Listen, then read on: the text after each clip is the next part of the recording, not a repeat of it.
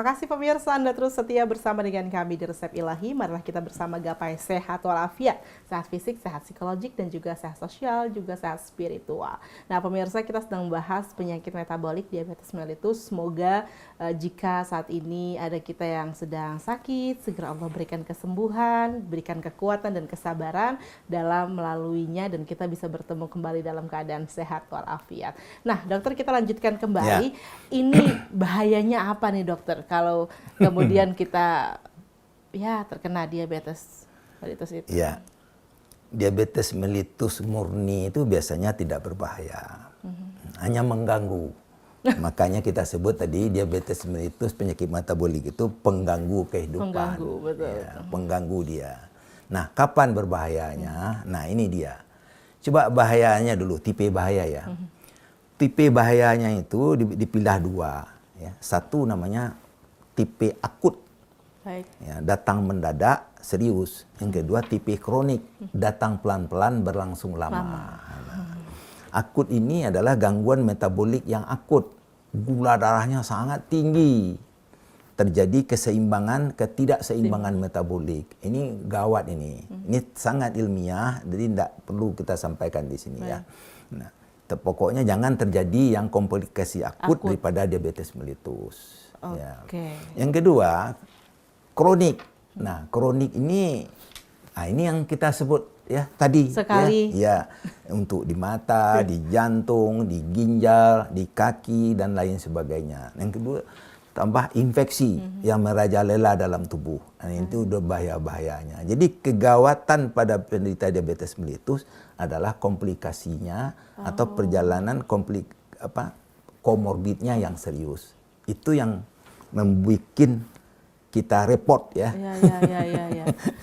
Pada penderita diabetes mellitus. Jadi pada dasarnya adalah karena ada diabetes mellitus, makanya kita jadi punya penyakit yang tadi, komorbid tadi gitu. Itu yang banyak yang sehingga bermuncul. Itu mengganggu. Nah, kegawatan itu di situ dia. Coba bayangkan saja itu.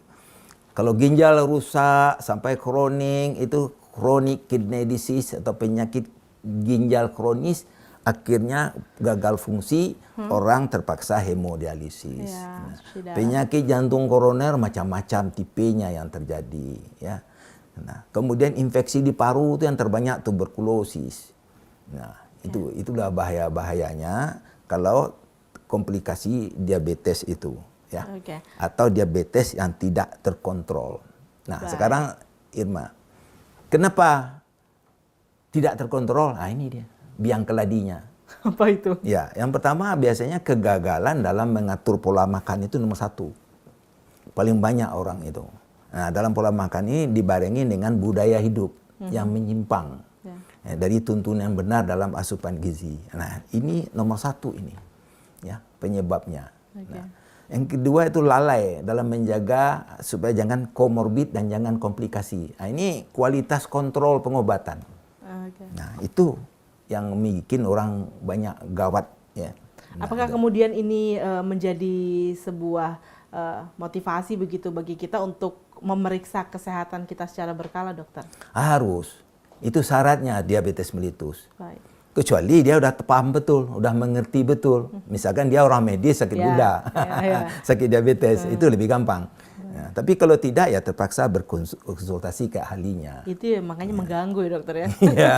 Harus menyediakan waktu gitu menyediakan ya. waktu, menyediakan biaya untuk pengobatan. Betul. Tapi itu adalah satu langkah yang memang harus kita lalui pemirsa jika memang kita menginginkan kehidupan yang lebih sehat begitu dokter ya. Nah dokter, ini bagaimana menjadi pertanyaan lagi, tata laksananya ada nggak sih kalau misalkan kita mau berpuasa nih bagi penderita diabetes? Ini karena kan tadi kan katanya ada apa sih ya, ciri-cirinya adalah lapar terus, haus tidak tertahan gitu kan dokter. Jadi di bulan Ramadan, penyandang diabetes mellitus harus bersiap diri dengan benar.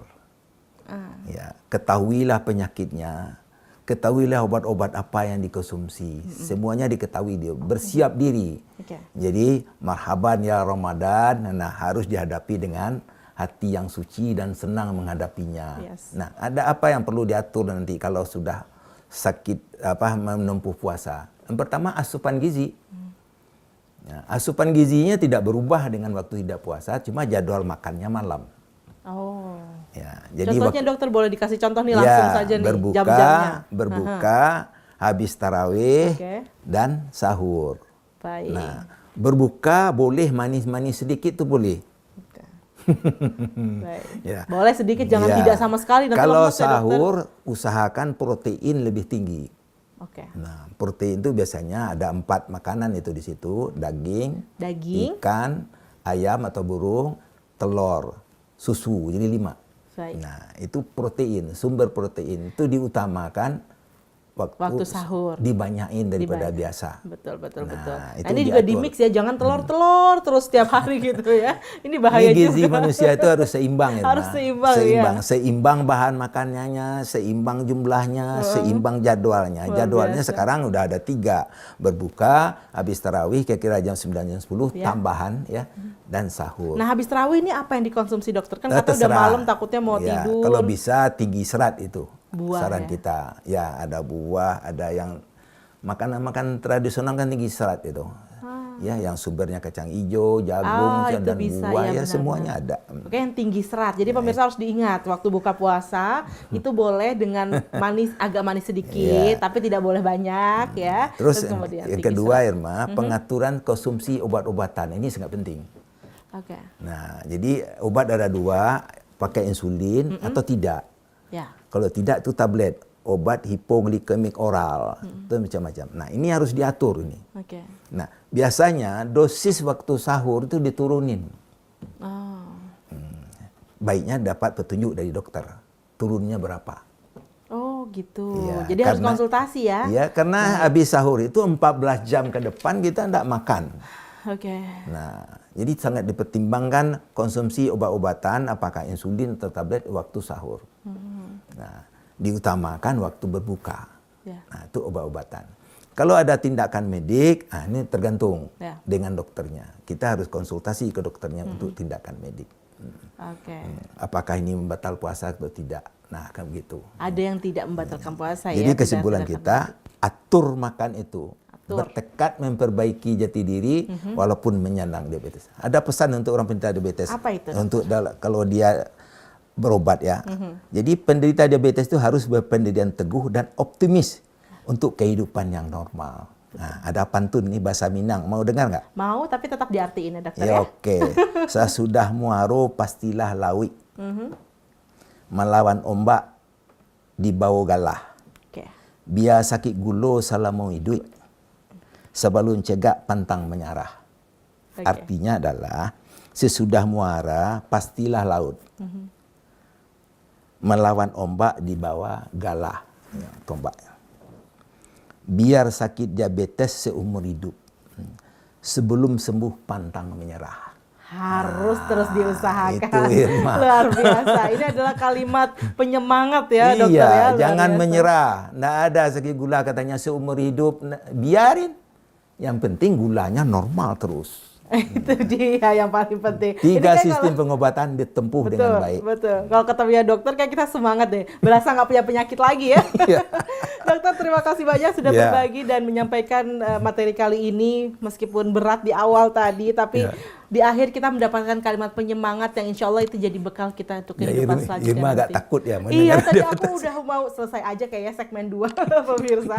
Baik pemirsa, itu tadi adalah pesan-pesan ya dari dokter bagaimana kita menghadapi penyakit diabetes mellitus. Bukan berarti kita harus menghadapi itu, tapi mencegahnya itu yang paling penting. Ubah gaya hidup kita dan teruslah berjuang demi kesembuhan dan juga keluarga di masa yang akan datang. Pemirsa, terima kasih sudah menyaksikan program kali ini. Sampai jumpa lagi di episode berikutnya. Assalamualaikum warahmatullahi wabarakatuh. Waalaikumsalam warahmatullahi wabarakatuh.